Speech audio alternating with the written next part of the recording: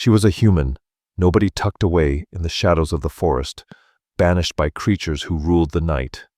He was a king predator monarch and betrayed warrior left to rot beneath the weight of burning silver. Mirai had every reason to turn and flee. But she didn't. She stayed. She cut through the silver shackles, choking the dying white beast, an act of reckless compassion that would eventually crown her. And when he shifted, when the Alpha King rose from the dirt, as a man carved from power and fury, he didn't simply thank her. He claimed her as his queen. Yet the traitors who forged those chains still lived under his roof, and they would never bow to a human. The whispering woods were a lie. They didn't whisper, they watched. Mirai felt the gaze of every lurking creature each time she stepped past the corroded iron stakes, marking the fragile boundary of human safe land. She belonged nowhere, shunned by villagers for her unnatural gift with herbs, and merely tolerated by wolves because she kept herself locked within this sliver of neutral ground. Tonight, though, the woods felt wrong. The air hung heavy and metallic like blood before a storm, electric, dangerous. A blood moon pushed up over the treetops, staining the branches with sick crimson light. Mirai tightened her grip on her gathering basket and forced her legs to keep moving. She only needed one more herb, the silver-edged moon petal, a flower that bloomed only when drenched in full moonlight. Her supplies for the villagers, people who spat at her feet, were running out. Then a sound cut through the night. Not a twig snapping, not an owl's call. A wet, sizzling hiss, like water hitting a blacksmith's forge. Mirai stopped cold. Her heart slammed against her ribs, frantic and trapped. The Blackwood wolves avoided this deep grove, but rogues didn't. She crept forward, pushing aside hanging moss veils. And she saw it. A wolf, but not a wolf. A giant. A nightmare. A legend. Its fur, blinding white beneath the blood and mud, trembled with violent spasms. Silver chains coiled across its massive body and clamped its muzzle shut. The metal smoked against its flesh, filling the air with the acrid reek of burning fur. The scent of fever and agony smothered the forest. Mirai should have run. This wasn't just any werewolf. This was one whose sheer size meant terrifying power. The silver was the only thing stopping it from ripping her in half. And it was killing him at the same time. She stepped back instinctively until the creature's eye rolled toward her. Molten gold. Not savage, just desperate. Lucid. Dying. This wasn't a monster, it was a person trapped inside a body being cooked alive. Mirai leaned closer to the chains. They were expertly forged, and on the central lock bolted into a thick oak trunk, she spotted the carved symbol, a raven, gripping a sword. Corvin's sigil. A northern alpha known for cruelty and ambition. This wasn't a hunter's trap. This was murder. Oh God. Mirai breathed, her healer's instincts warring with the terror crawling up her spine. The wolf loosed a low, broken whine so deep it vibrated through her bones. He was dying. Silver poisoning had already spread through his system. I can't, she whispered, stumbling back. The wolf slammed its head into the dirt hard. A gesture unmistakable. Not a threat. A plea. Mirai stared at her dirt-stained hands. She remembered Hester, the old village woman who hissed wolf consort and hedge witch at her. To them, she was already a monster. Maybe it was time to act like one. This is insane, she muttered, but she was already running to her hidden stash beneath a flat stone. She grabbed her thick nightshade handling gloves and a clay jar, a heavy salve de tony tallow, crushed roan berries, burnt poultice. She slathered it over the gloves. Silver seared everything it touched, even leather.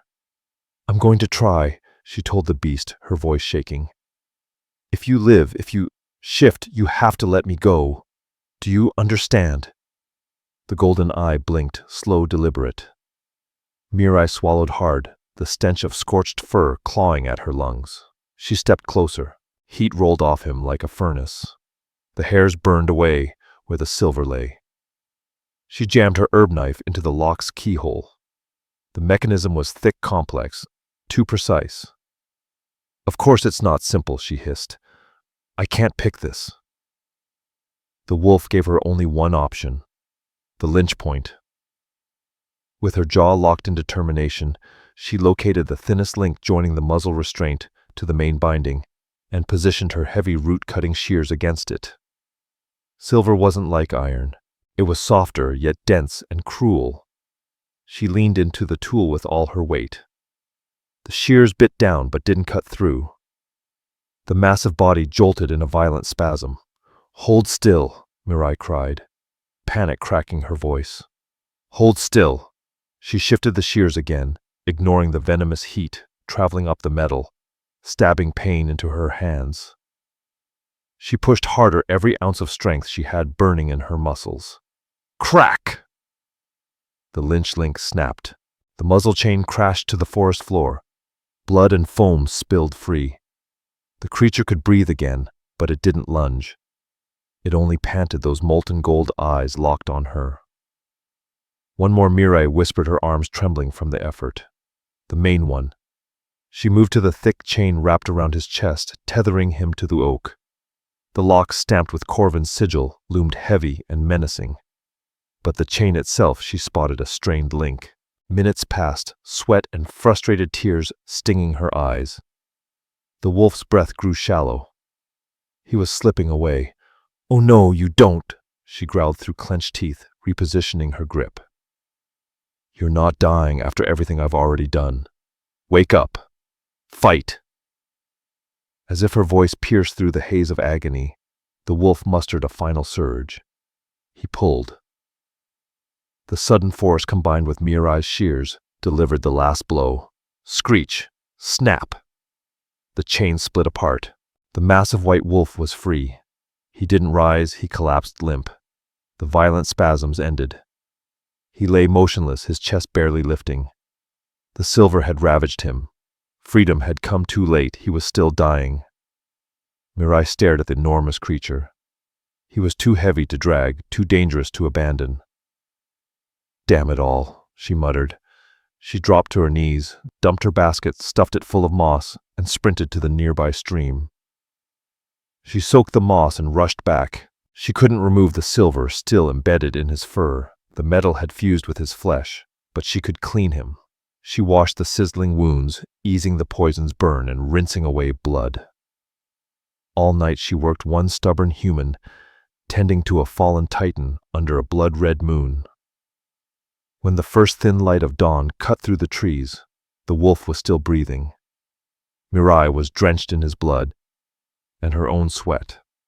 She had no way to haul him to her cabin, so she sat with her back to a tree, shears in her lap, watching the beast she had saved, waiting to see if he would wake and tear her apart. For 3 days, the grove became a fragile sanctuary. Mirai couldn't move him, so she brought her life to him. She built a makeshift shelter of fallen branches to shield him from rain and spent her days hunting for the herbs he needed. She brewed strong yarrow broth to fight the fever and comfort root to knit his flesh, even if she had to force it past his teeth. Her salved gloves let her peel away the remaining silver, cutting off fur fused into the metal. The work was brutal, intimate, and endless. The wolf never stirred beyond the faint rise of his chest. His body waged a silent war, healing in a deep, helpless coma. On the 4th morning, Mirai approached with fresh water and froze. The grove was empty. The shelter still stood untouched, but the massive white wolf was gone. Ice spread through her veins. He was healed. He was gone. And he was watching. She scanned the trees, heartbeat pounding. A twig snapped behind her. Mirai whirled around, dropping the waterskin. He was no longer a wolf. He stood by the stream, rinsing blood and dirt from his arms. Tall, impossibly tall, his shoulders sculpted like carved stone. His skin was pale like polished alabaster, not sickly, but unnaturally cold. His hair fell long and white, a curtain of winter, over a face built from angles and danger. And his eyes. They were the same molten gold. He was naked, unashamed, and breathtaking. He looked at her with the same clear, commanding intelligence. The wolf had held authority so heavy It rooted her in place. "You," he said. His voice rolled like gravel and distant thunder. Mirai's throat tightened. I helped you. You were dying," he finished for her. He stepped closer. She jerked back, but he stopped moving. The instant he sensed her fear. His gaze dropped to his own skin, taking in the raw, circular burns scorched around his chest and ankles. Silver scars.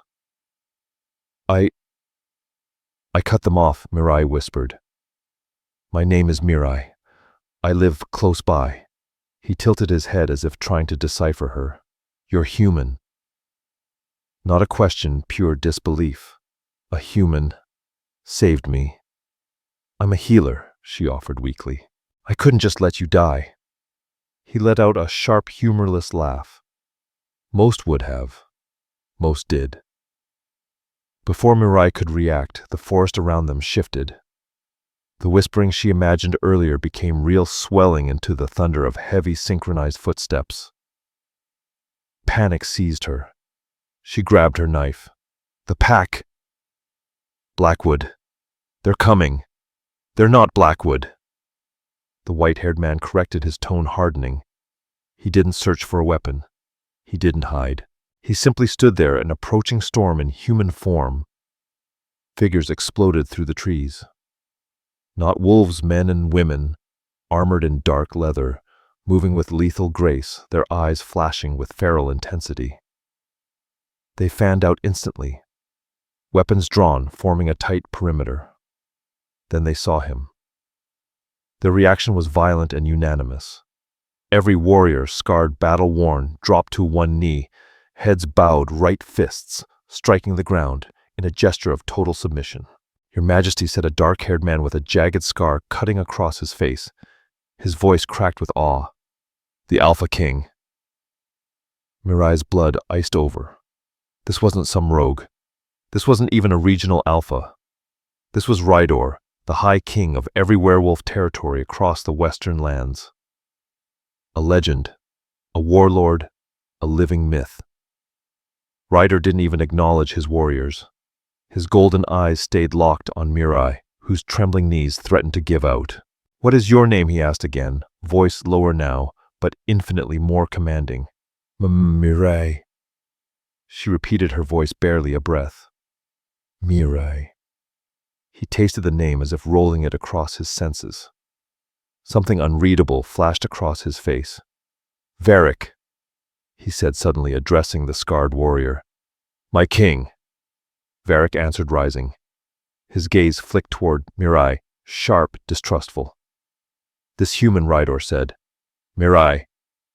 She is the one who cut the chains." A stunned gasp rippled through the warriors. Varric's eyes widened, first with disbelief, then with cold calculation.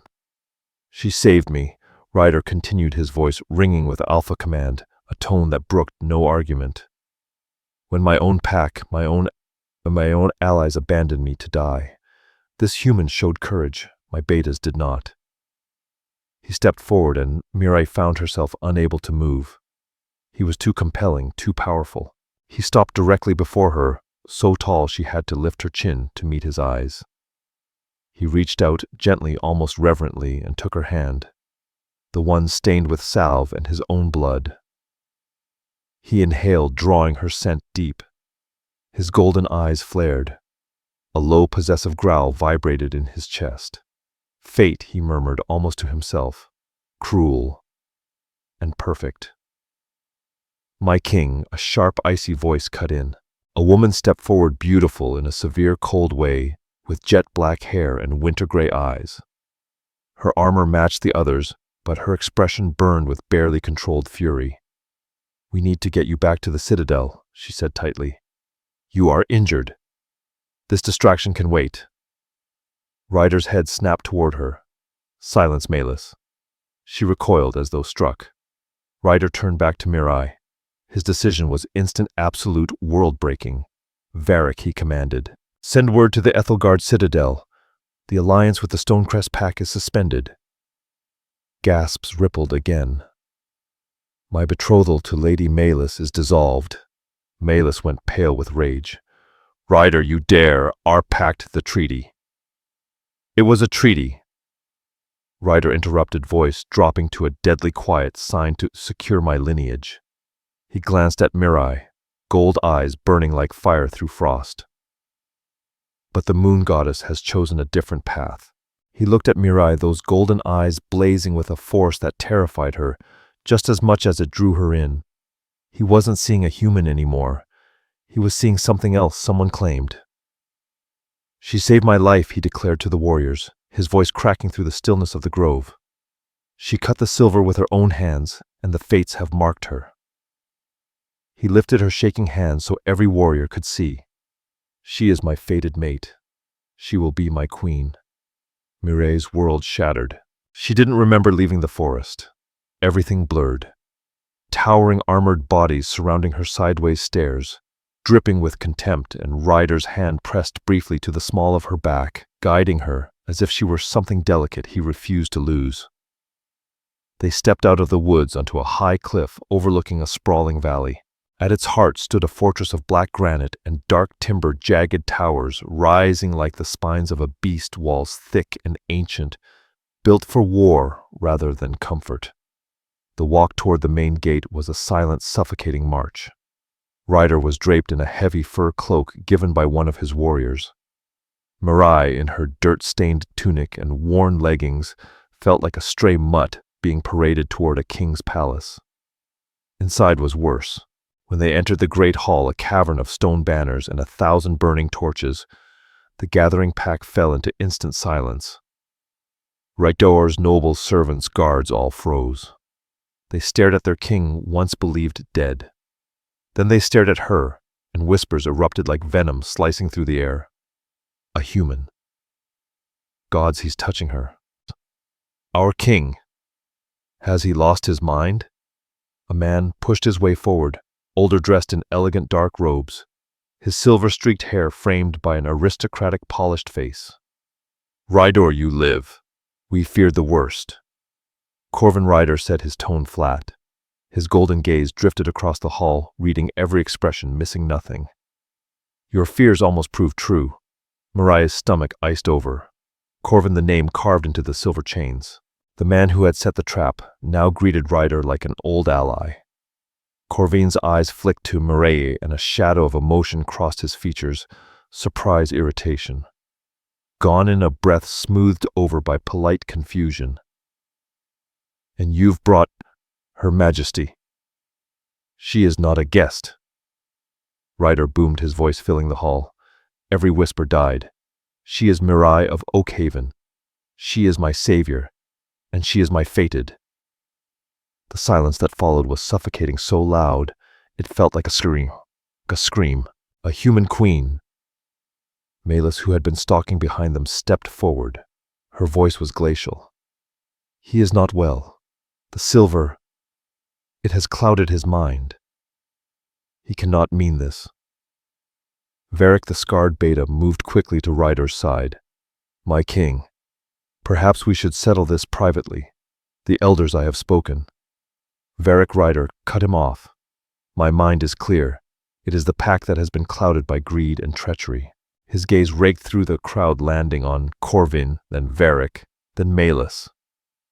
I was betrayed, left to die in chains forged with the sigil of a pack allied to this court. Corvin went pale. Your Majesty, I don't understand. My sigil.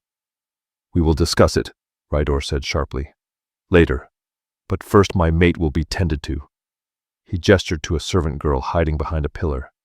Take her. Clean her. Dress her. Give her the queen's chambers. The girl nearly fainted. Those chambers hadn't been used in a generation. Mirai was swept away, ripped from the only stable presence in the entire fortress. She was led to a massive cold tower room. Servants scrubbed her raw in a steaming bath, refusing to meet her eyes, their hands trembling as though she were cursed.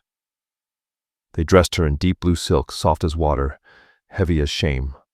She felt like a pretty prisoner wrapped in finery she didn't earn, trapped in a cage of stone. Hours later, her chamber door opened. It wasn't Ryder. It was Malus. So Malus said, closing the door with a soft click.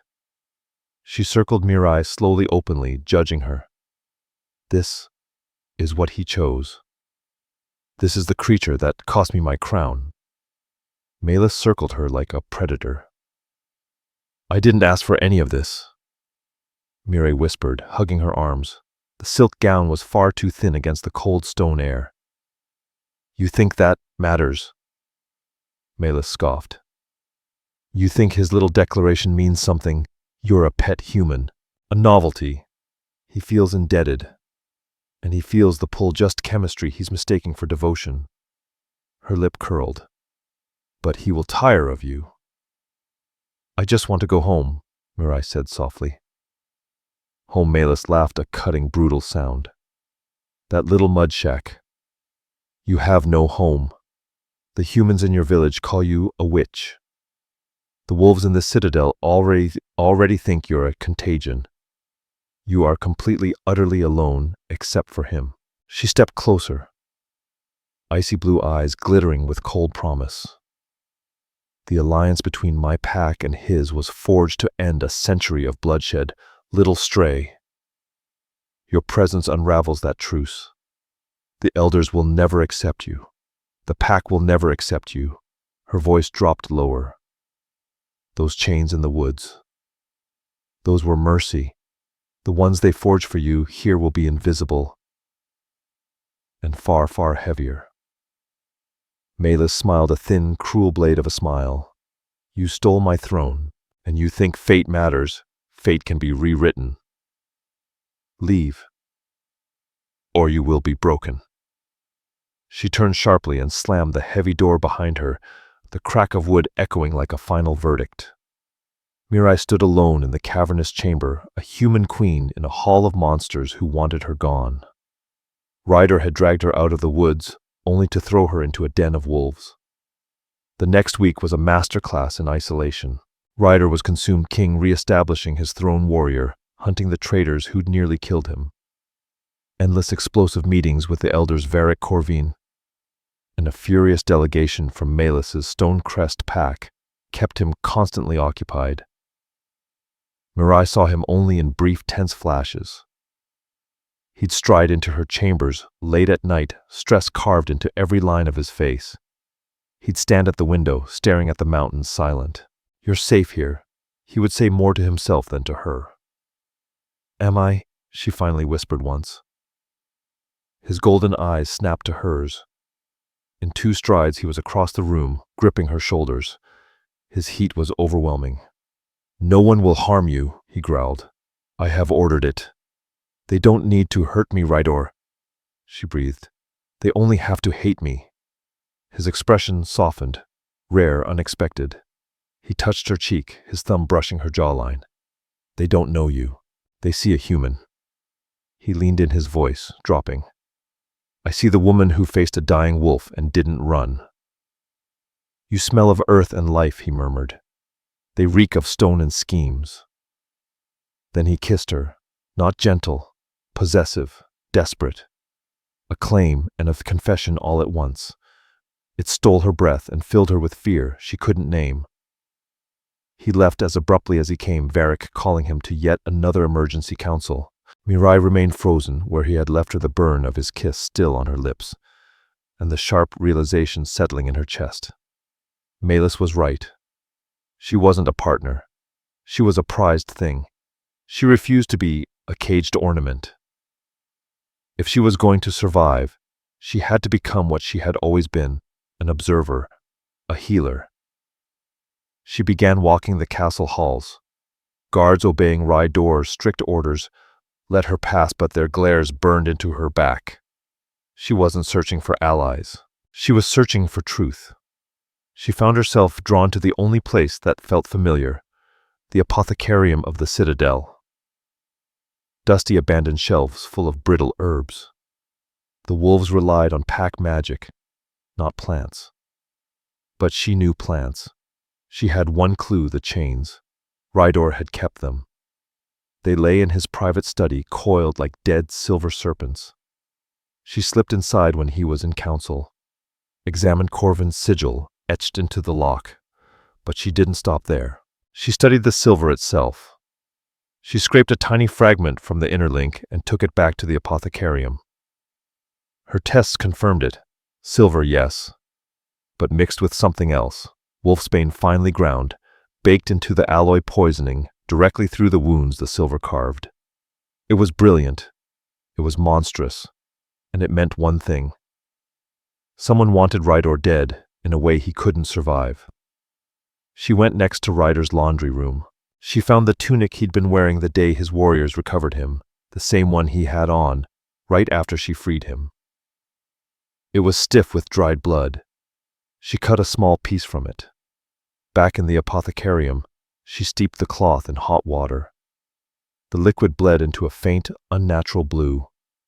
It wasn't just wolfsbane. It was silver nitrate, a corrosive poison. He hadn't only been chained. He'd been slowly dosed. The trap wasn't meant for a quick kill. It was designed to drag him down, make him sick, weaken him long before the ambush. Someone inside his inner circle had been poisoning him for weeks. She had to warn him. She ran to the council chambers, a vast hall sealed by a heavy oak door. Ryder's roar thundered from inside. Found no evidence linking Corvin's forges to the chains. The sigil was clearly forged. Came Varric's voice, tight and defensive. A convenient forgery. Malus snapped back, venom sharp. My pack will not tolerate this accusation. You hunt for traitors, Ryder, while sheltering a human spy. Mireille froze. She couldn't walk in there. They would rip her apart. She hid in an alcove as the meeting broke apart. Malus stormed out, fury twisting her face. Varric followed, rubbing his temples, frustrated, exhausted. But Corvin stayed behind. He didn't head to the main hall. Instead, he slipped quietly into a side corridor. Mireille's heart hammered. She wasn't a spy, but she trailed him anyway. Corvin moved quickly into the lower levels of the keep. He paused at a plain wooden door, checked both directions, and slipped inside. Mireille crept to the door. It was an old wine cellar, damp cold. Voices carried through the cracks. You're growing reckless, my lord. The king suspects everyone. He snapped at me today for merely reporting guard rotations. Varric's voice. Mireille felt the earth tilt beneath her. Steady yourself, Beta, Corvin replied smoothly. He suspects me. He suspects Malus. He does not suspect you, his loyal right hand. The forged sigil worked perfectly. Corvin continued. He's looking north toward my lands while the real threat stands beside him.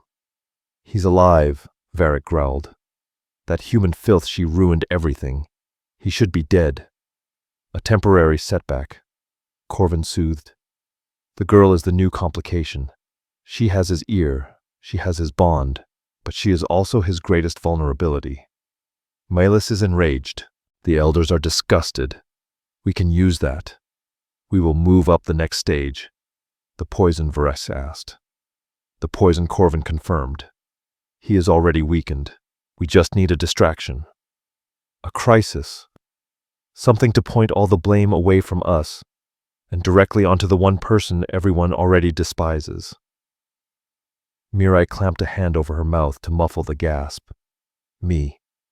She staggered back, mind racing. Varric Ryder's trusted Beta was the traitor. Corvin was his partner. They were poisoning Ryder. And she was their perfect scapegoat. She fled back to her tower room. She was trapped. If she accused Varric with nothing but an overheard conversation, she'd be branded a liar. Exactly what Malus had called her. Corvin and Varric would have her executed before nightfall. Ryder trusted Varric. He'd even put him in charge of the investigation into his own betrayal. She needed proof.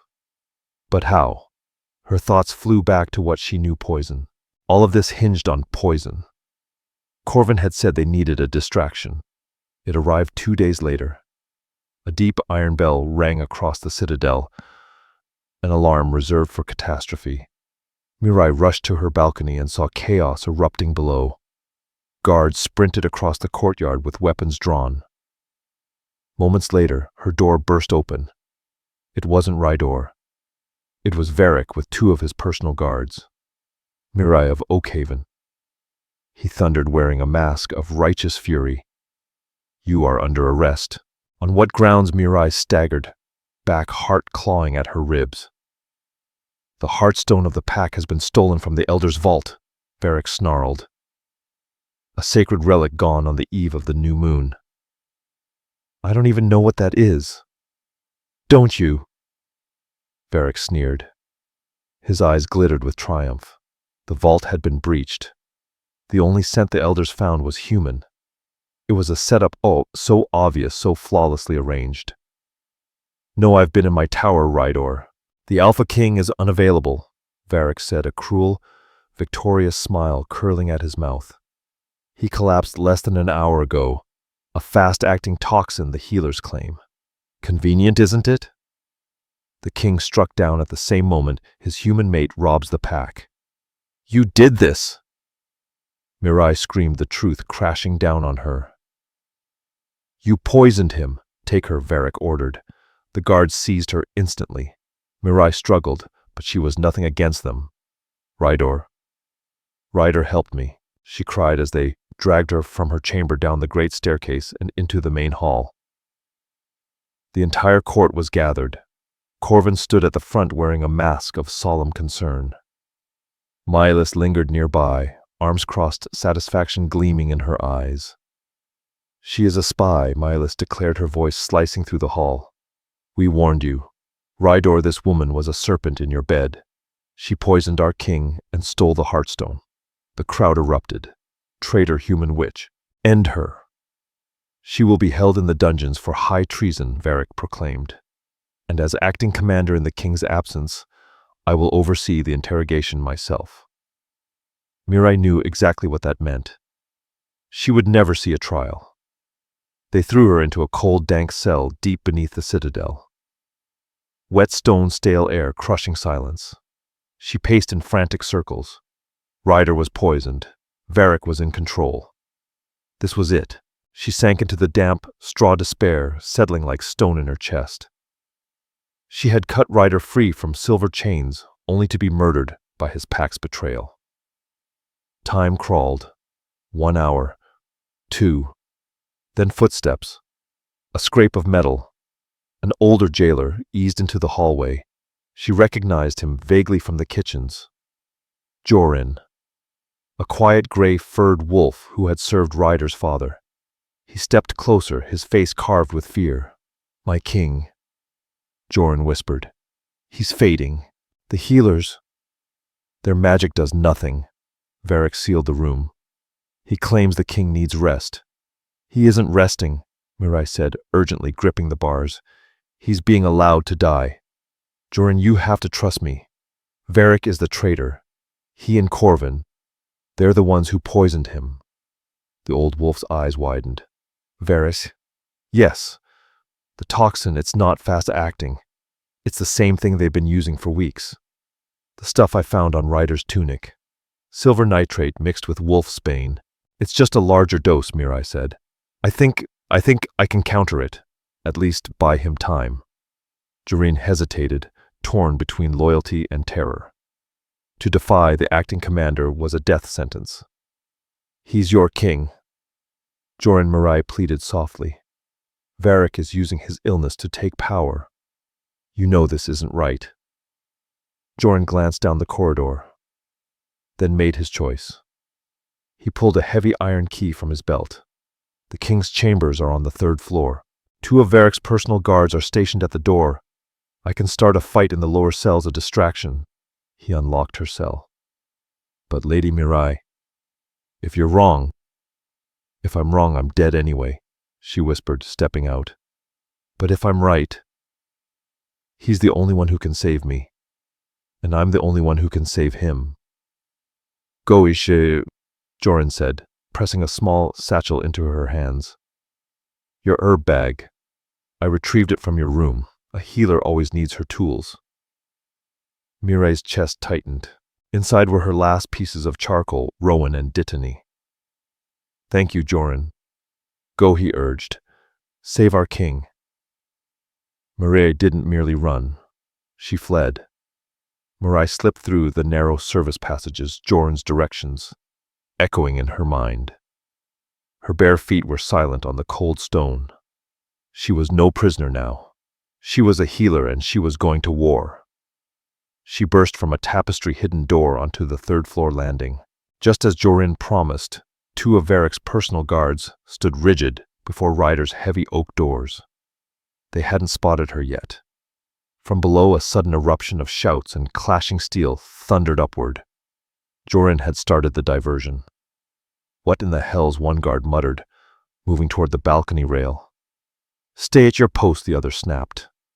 It was the only window Mirai needed. She didn't fight. She sprinted. She shot past them, slammed her shoulder into the door's iron handle, and tumbled into the king's chamber. "Stop her!" the guards shouted as they thundered in behind her. The room was dark. Curtains pulled tight. The air thick with a sharp, sickly sweet scent of poison. Ryder lay on the bed, white hair stark against the shadows.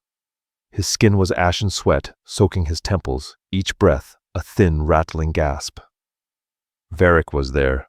Corvin stood rigid beside him, and Milas watched with cold delight. The witch Varric roared, his face twisted with fury. "She escaped, kill her!" The guards lunged. No Mirai screamed, throwing herself toward her satchel as it skidded across the floor. Her fingers closed around a small pouch. "Ryder," she cried, racing to the bed, ignoring the hands clawing for her. His golden eyes were open, but unfocused pupils blown wide with poison. "It's silver nitrate," she shouted at him, desperate for him to hear her. "And wolfsbane. You have to fight it." She tore the pouch open, revealing powdered charcoal mixed with dried roan berries, a powerful absorbent and neutralizer. "Open your mouth," she ordered. In his delirium, Ryder weakly turned his head away. "She's trying to kill him," Malus shouted, stepping forward. Varric smiled sharply. "I knew it." "A final dose. It's the antidote, you bastard," Mirai shrieked. She grabbed Ryder's jaw, forced it open, and poured the powder in. He gagged, body jerking violently. For a heartbeat, Mirai thought she had doomed him. "You," Varric snarled, drawing a blade. "Witch, your death will." A sound ripped through the chamber, low, savage, primal. A growl. Ryder's hand shot out and clamped around Varric's wrist like a steel trap. The poison still burned in him, but Mirai's antidote and his alpha fury had punched through the haze. His golden eyes blazed bright, no longer clouded. He looked at Varric, then Corvin, frozen with terror. And then at Mirai, her hands dusted black with charcoal. "It was..." "You," Ryder rasped, each word torn from his chest. "My king," Varric tried. She silence. Ryder roared. He hurled Varric backward. The beta crashed into a stone pillar with a sickening crack. Ryder braced against the bedpost, forcing himself upright, trembling but unbroken. "It was you," Mirai said, voice shaking but steady. "You and Corvin." "I heard you in the wine cellar. You forged the chains to frame Corvin, but you were working together. The poison. You've been dosing him for months."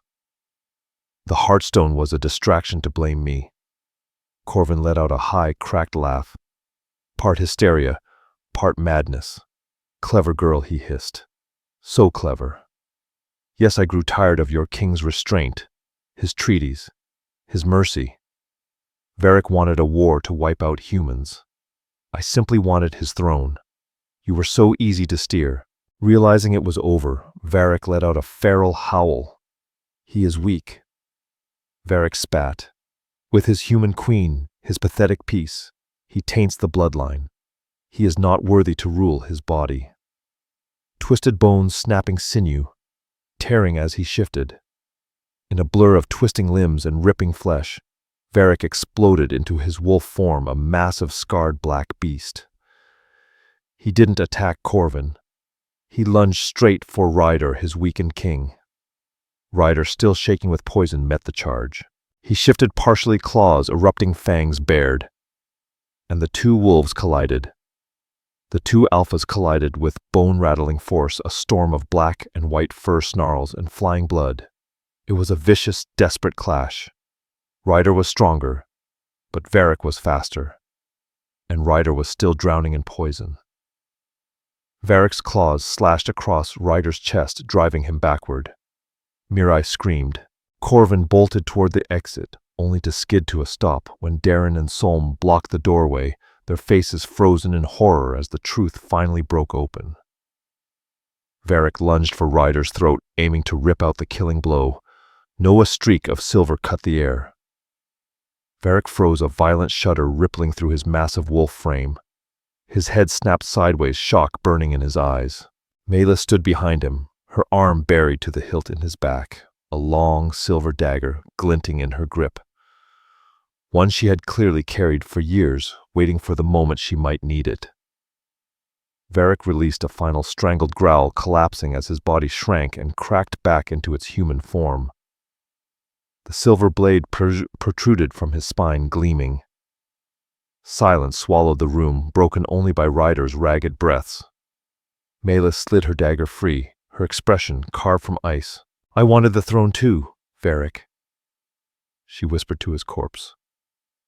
"But I will never side with a traitor who uses silver and poison against his own king. My pack has honor." Ryder stared at her, then at Mirai. Truth settled between them like thunder. "Gods!" Ryder rasped, raising a bloody claw toward Corvin. "Seize him. Throw him in the dungeon, my dungeon." Guards rushed forward. Ryder turned toward Mirai, and his legs buckled. He collapsed, and Mirai caught him before he hit the floor. "I've got you," she whispered, cradling his face. "I've got you, Mirai." He breathed, golden eyes clearing with raw, painful recognition. You.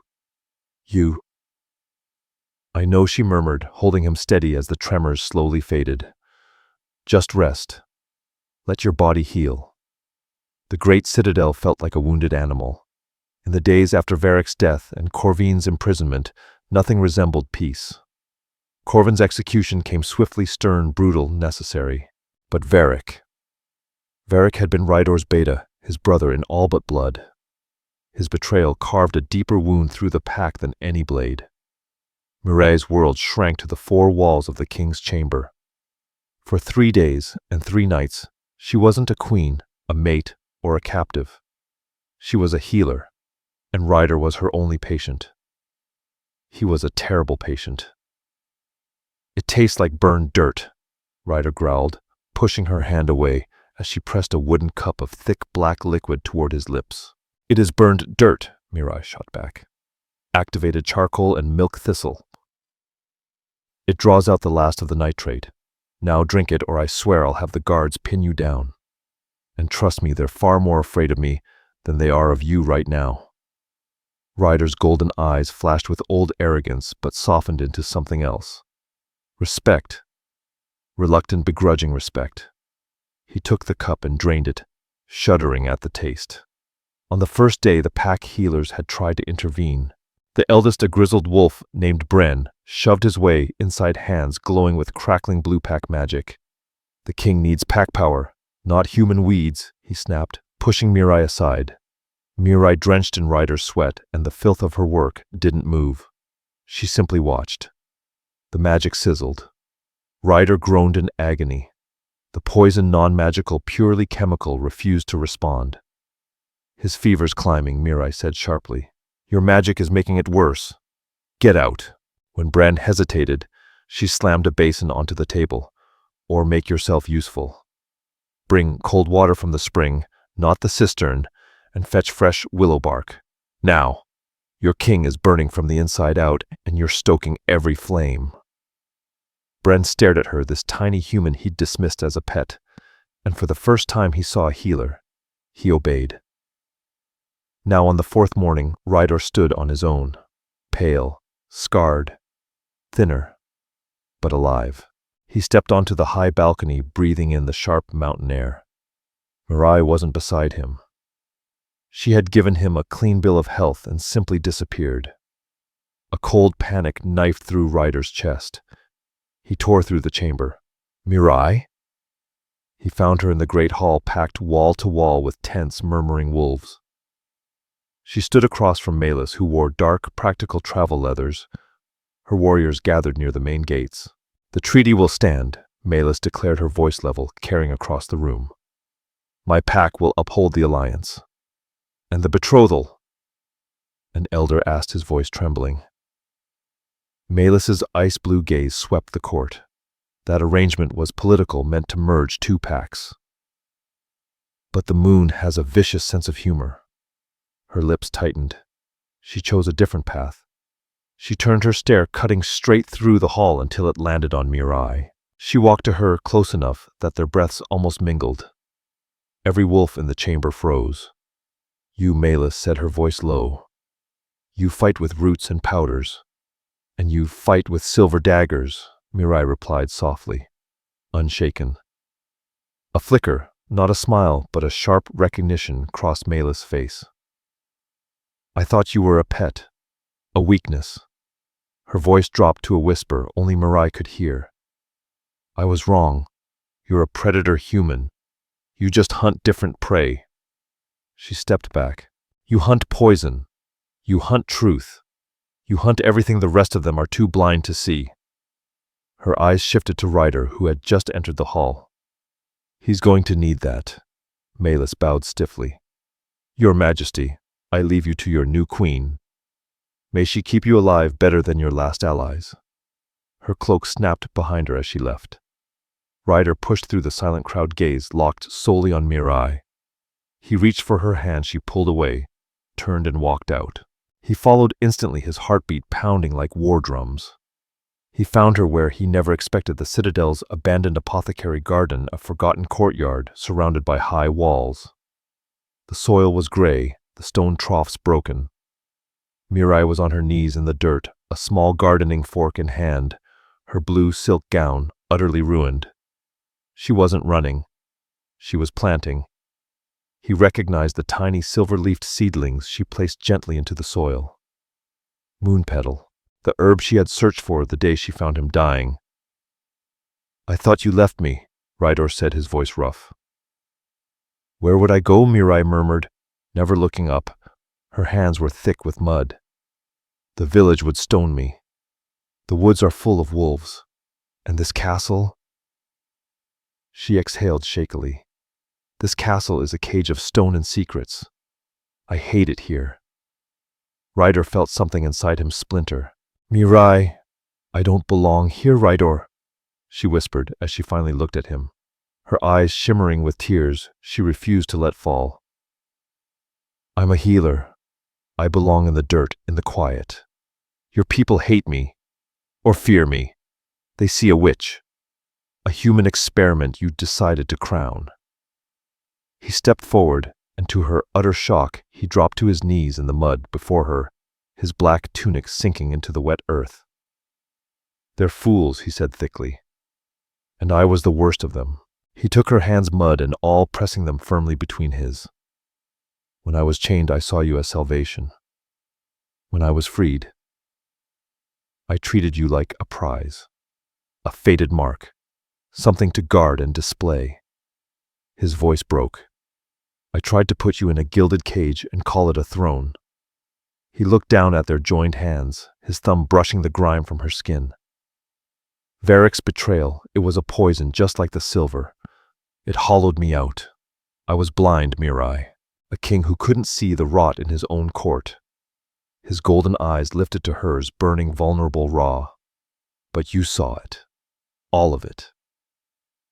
With your human remedies, your mud-covered hands, and those quiet eyes that see straight through the lies. He drew a breath, voice low. You are the truth. He smiled, small reel breaking him open. You are a force of nature, Ryder murmured. You're the one who brings life back to places everyone else gave up on. He motioned toward the ruined garden around them. This soil has been dead for a century. You've been here 2 weeks. And it's already waking up. His voice roughened. Mirai, I was that dead garden. This pack is that dead garden. He lifted her mud-covered hand and pressed it against his cheek, not caring that it smeared dirt across his skin. "I will not ask you to be a queen," he said quietly. "I will not ask you to change. I'm begging you, be Mirai. Be my healer. Be my truth. Be the anchor I never deserved." He leaned his forehead against hers, breath mingling with hers. "The fates choosing you, that was a chain." His chest rose and fell unevenly. "But I choose you, Mirai, not as a trophy, as my partner, as my heart." His voice broke. "Will you choose me back?" She looked at him, the Alpha King kneeling in the mud before her, not demanding devotion but offering a partnership. Not a gilded cage, but something alive, something real. A garden to tend. She cupped his face, her thumb brushing the fresh scar Gideon Varric had carved into him. "I don't know how to rule, R'hllor." "Good," he whispered, relief crashing through him like a storm. "Because I only know how to rule with you." She kissed him, not a royal kiss, not a ceremonial vow, but something raw, ancient, elemental. The earth and the sky meeting. The ceremony happened that night, not a coronation, a mating. It wasn't hosted in the cold great hall, but in the garden beneath the thin curve of a newborn moon. Every member of the pack gathered, their wolf-bright eyes shimmering in the twilight. Mirai wore simple linen, her hair loose crowned with the moon petal she had planted hours earlier. Ryder stood beside her, not armored, but in plain black leather. "You see me as your king," he roared, his alpha command shaking the earth. "And you see her as a human. You're blind." He looked at Mirai then, so softly no one else could hear. "I see my salvation." He turned back to the crowd. "She is not your queen because I decreed it. She is your queen because she bled for this pack when its own betas betrayed it. Because she holds the antidote to the poisons that nearly destroyed us. Because she is my lunar." Then before the entire pack, R'hllor bowed, offering his neck. Ultimate trust. Ultimate surrender. Mirai laid her hand on his shoulder. "I choose you, Ryder."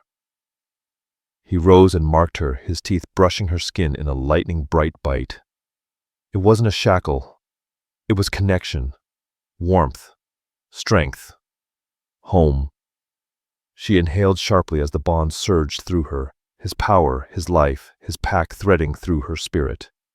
And he felt her in return, her steadiness, her quiet fire, her unbreakable center. The pack sensed the bond snap into place, a shockwave rolling through their alpha. Mirai turned to them, glowing with the golden mark of their leader. R'hllor stood at her side, their hands intertwined. A miracle followed. Bren, the old healer, dropped to one knee first. Then Jorn, the jailer who had risked everything to free her, bowed low. Then the entire Ethelgard pack warriors, elders, sentries, servants knelt in the dirt. Not before a human pet, before the Alpha and his lunar. The king saved by a healer, and the healer who cut the silver chains and saved them all. A crown isn't always inherited. Sometimes it's forged in courage, compassion, and the ability to see the soul inside the monster. Mirai had shattered his chains, and in doing so had bound their lives together forever. But the conflict with Melis' pack was only paused, and the other packs would not easily accept a human lunar. The story of the Alpha King and his healer was only beginning. Thank you for joining Mirai and Ryder's journey. If their story moved you, tap that like button. Your support helps keep these tales alive. Share this story with someone who loves powerful supernatural romances, and don't forget to subscribe with notifications on so you won't miss their next chapter. Tell me in the comments what you think of Melis's final decision. Until next time.